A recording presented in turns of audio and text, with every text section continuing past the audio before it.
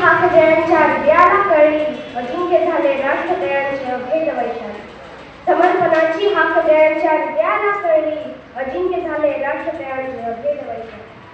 सातत्यतेच्या परिसान्निध्यात जीवन उघडून द्या, तुमच्याच शुभकर सामर्थ्याची आज प्रचिती द्या, तुमच्याच शुभकर सामर्थ्याची आज प्रचिती द्या. नमस्कार, मी समीक्षा सोमदेशकर, विष्णुपंत कुलकर्णी इंग्लिश स्कूल मास्टर्सची विद्यार्थिनी तुमच्यासमोर सादर करते स्वातंत्र्यवीर सावरकर यांचे कार्य. क्रांती आत्मसात घ्यायची म्हणजे आयुष्याचा होळ करावा लागतो.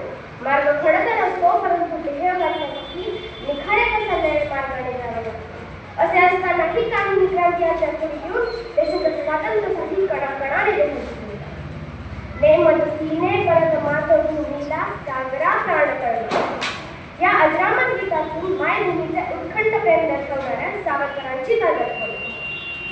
अत्यंत विज्ञाननिष्ठ असा राजकीय नेता, कायम काळाचा पुढचा विचार करतो.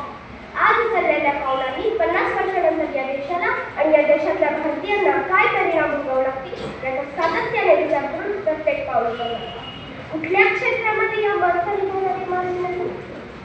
राजकीय, सामाजिक असू दे, अस्पृश्यता निवारण असू दे, साहित्य असू दे, काव्य असू दे, विज्ञाननिष्ठ बुद्धिवादाचा आग्रहाने पुरस्कार करणाऱ्या विनायक दामोदर सावरकर हे फक्त महाराष्ट्राचेच नव्हे तर संपूर्ण जगभर आपली कीर्ती चढवून गेले.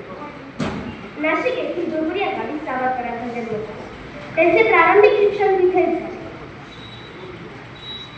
7/11च्या खोलीमध्ये एखाद्या माणसाला नेऊन टाकलं जातं, त्याच्यानंतर 3-4 तासानंतर त्याला शुद्धी येते आणि शुद्धीनंतर कमलासारखं एक महाकाव्य. बरं, ते काव्य लिहून ठेवायला जागा नाही, हातामध्ये कागद नाही, पेन नाही, मग ते भिंतीवर लिहून ठेवायचं. भिंतीवरच्या ओळी पाठ करायच्या, पुसायच्या, पुन्हा लिहायच्या, अशा 6000 ओळी ते लिहितात.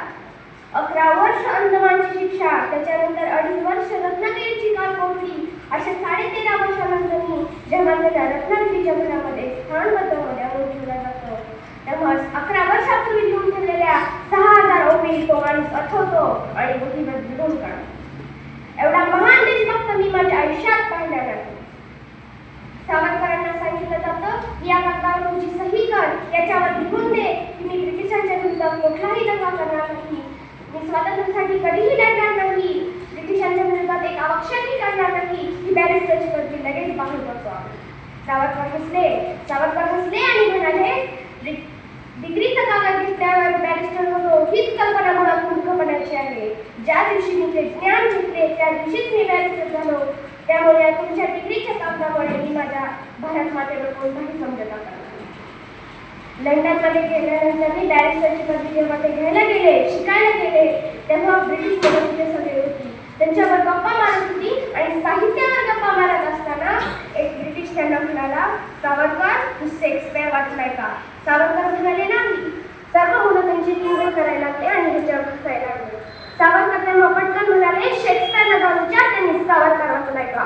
कारण तोपर्यंत त्यांचे 26 ग्रंथ लिहून आले होते आणि वय होतं 26. याला म्हणतात बुद्धी, याला म्हणतात बुद्धीचं तेज. नको मला ही तुमची बॅरिस्टरची पदवी, असा लाथ मारणारा पहिला विद्यार्थी असेल जगातला आणि कदाचित शेवटचा.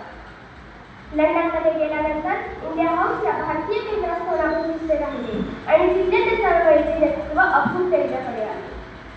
सावरकर हे प्रभवी वक्ते होते. त्यांनी आपल्या वक्तृत्वाने तरुणांच्या मनात स्वातंत्र्याची ज्योत प्रज्वलित केली.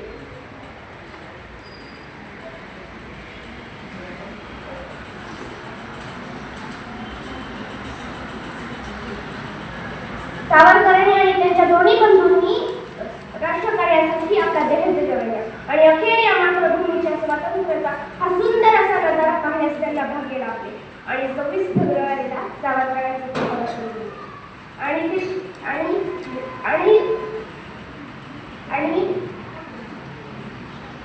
आणि चतुष्शस्त्र लेखकाची लेखणी थांबली आणि इथे एका महान सूर्याचं अस्त झालं.